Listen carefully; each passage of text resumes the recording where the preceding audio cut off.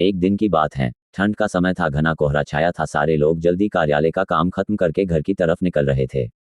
नाना जी उस समय के बड़े अधिकारियों में से एक थे। वे उस समय के उच्च वर्ग के लोगों में एक अमीन का काम करते थे। रोज की तरह ही उस दिन काम खत्म होने के बाद घर के लिए अपनी गाड़ी से रवाना होने लगे। रास्ते में उन्हें हाथ से कुछ सामान भी लेना था तो वे और साथियों से अलग हो गए। उन्होंने घर की कुछ जरूरत के सामान लिए और गाड़ी आगे बढ़ा दी। आगे जाने पर उन्हें कुछ मछली बाजार दिखा और वे मछली खरीदने के लिए रुक गए। ताज़ी मछलियां लेने और देखने में टाइम ज़्यादा ही गुजर गया। उनकी जब अपनी घड़ी पर नज़र गई तो उन्हें आभास हुआ कि आज तो घर जाने में बहुत देर हो जाएगी और ये सब लेकर घर पहुंचने में काफ़ी समय लग जाएगा।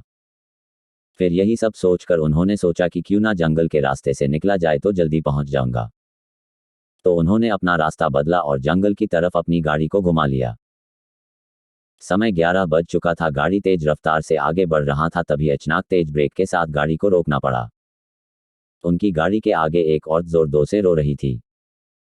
उन्होंने सोचा इस वीराने में ये औरत क्या कर रही है। उन्हें लगा कि कोई मजदूर की पत्नी होगी जो नाराज होकर घर छोड़कर जंगल में भाग आई है, तो उन्होंने उससे पूछा कि यहाँ जंगल में तुम क्या कर रही हो। लेकिन उसने कोई जवाब न देकर और जोर-जोर से रोने लगी। सारे जंगल में उसकी हुँ-हुँ-सी सिसकियाँ गूंज रही थी। फिर नाना जी ने पूछा तुम्हारा घर कहाँ है, लेकिन वो कुछ भी ना बोली। तब नाना जी ने कहा कि आज चलो मेरे घर में रहना, सुबह अपने घर चली जाना, ये जंगल बहुत सारे जंगली जानवर से भरा है, रात भर यहाँ मत रुको, चलो आज मेरे घर में सबके लिए खाना बना देना और कल सुबह अपने घर चली जाना। उसने ये सुना तो झट से तैयार हो गई और गाड़ी में पीछे की सीट पर बैठ गई। सिर में बड़ा सा घूंघट डालने की वजह से उसका चेहरा छिपा हुआ था। कुछ ही देर में गाड़ी घर के दरवाजे पे थी। घर के लोग कब से उनकी राह देख रहे थे। गाड़ी रुकते ही पापा ने पूछा आज तो बहुत देर हो गई और सारे लोग आ भी चुके हैं। तब उन्होंने सारी बातें अपनी माँ को बताई और कहा कि आज खाना इससे बनवा लो, कल सुबह ही अपने घर चली जाएगी। इतनी रात को बेचारी जंगल में कहाँ भटकती, इसलिए मैं ले आया। पर पापा को कुछ संदेह हो रहा था कि कहीं चोर तो नहीं है, रात को सोने के बाद या खाना बनाते समय कहीं घर के सामान ही चुरा कर ना ले जाए। पर बेटे की बात को कैसे माना करती। उन्होंने उस औरत को कहा देखो आज तो मैं रख ले रही हूँ, लेकिन कल सुबह होते ही यहाँ से चली जाना और जाओ रसोई में ये सामान उठाकर ले जाओ और खाना बना दो। उसने फिर से जवाब नहीं दिया, बस हूँ हूँ हूँ की आवाज़ बाहर आई और वो सारा सामान लेकर माँ के पीछे बहुत दूर चल दी।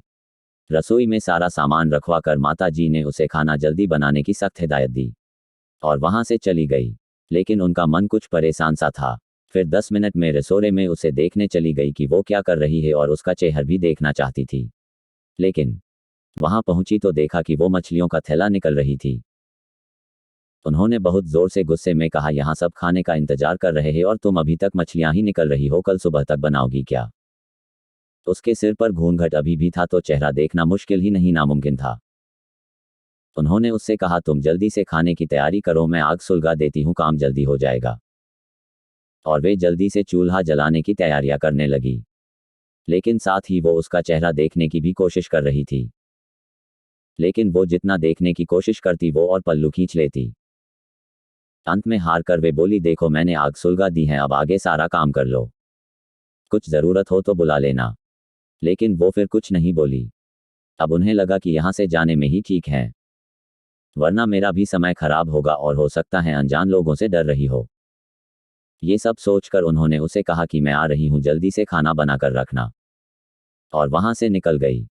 मन अभी तक परेशान ही था, कभी अपने कमरे कभी बच्चों के कभी बाहर, सबको देख रही थी कहीं कुछ अनहोनी ना हो जाए। 1 मिनट भी आराम से नहीं बैठ पाए। अभी 5 मिनट ही हुए थे पर उनके लिए वो घड़ी पहाड़ सी हो रही थी। समय बीत ही नहीं रहा था। 8 मिनट बड़ी मुश्किल से गुजरे और वे तुरंत ही कुछ सोचकर रसोड़े की तरफ दौड़ी और वहां पहुंचकर आया। जैसे ही उन्होंने रसोई घर का नज़ारा देखा उनकी आंखें फटी की फटी रह गई। उनके पैर बिल्कुल ही जम गए, ना उनसे आगे जाया जा रहा था ना ही पीछे। उनके हृदय की धड़कनें रुक रही थी। वो औरत रसोड़े में बैठकर सारी कच्ची मछलियां खा रही थी। सारे रसोड़े में मछलियां और खून बिखरा पड़ा था। उसके सिर से घूंघट भी उतरा पड़ा था। इतना खौफनाक चेहरा आज तक उन्होंने नहीं देखा था। बाल नाखून सब बड़े हुए थे। मछलियां खाने में मगन होने की वजह से उसे कुछ ध्यान भी नहीं था और खुशी से कभी दो वो आवाजें भी निकल रही थी। हूँ हूँ सी आवाजें गूंज रही थी। रसोड़ा पिछवाड़े में होने की वजह से और लोगों का ध्यान भी इधर नहीं आ रहा था। माँ को भी कुछ नहीं समझ आ रहा था कि चिल्लाने से कहीं घर के लोगों को नुकसान ना पहुंचाए। वो चुड़ैल से अपने घर को कैसे बचाए उन्हें समझ नहीं आ रहा था। बस भगवान का नाम ही उनके दिमाग में आ रहा था। अचानक वे आगे बढ़ने लगी उसकी तरफ और झट से एक थाल लिया और चूल्हे की तरफ दौड़ी। उस चुड़ैल की नज़र भी पापा पर पड़ चुकी थी, सो वो भी कुछ सोचकर उठी अपनी जगह से। माँ कुछ भी देर नहीं करना चाहती थी, उन्हें पता था कि आज अगर जरा सी भी लापरवाही हुई तो अनहोनी हो जाएगी। उस चुड़ैल के कुछ करने से पहले ही उन्हें चूल्हे तक पहुंचना था और चूल्हे के पास पहुंचकर उन्होंने जलता हुआ कोयला थाल में भर लिया और चुड़ैल की तरफ लेकर जोर से फेंका। आग की जलन की वजह से वो अजीब सी डरावनी आवाज़ें निकालने लगी। अब तो उसकी आवाज़ें बाहर भी जा रही थी। सारे लोग बाहर से रसोड़े की तरफ भागे। वो चुड़ैल जोर से हूँ जोर की आवाज़ निकल रही थी और पूरे रसोड़े में दौड़ रही थी और माताजी को पकड़ना भी चाह रही थी। लेकिन अब सारे लोग रसोड़े में आ चुके थे। काफ़ी लोगों की भीड़ देखकर वो और भी डर गई थी। लोगों की भीड़ को ठेलती हुई वो बाहर जंगल की तरफ भाग गए और सारे लोग ये मंजर देखकर डरे साहमे से खड़े थे और मन ही मन माताजी की हिम्मत की दाद दे रहे थे। तो ऐसे छूटा चुड़ैल से पीछा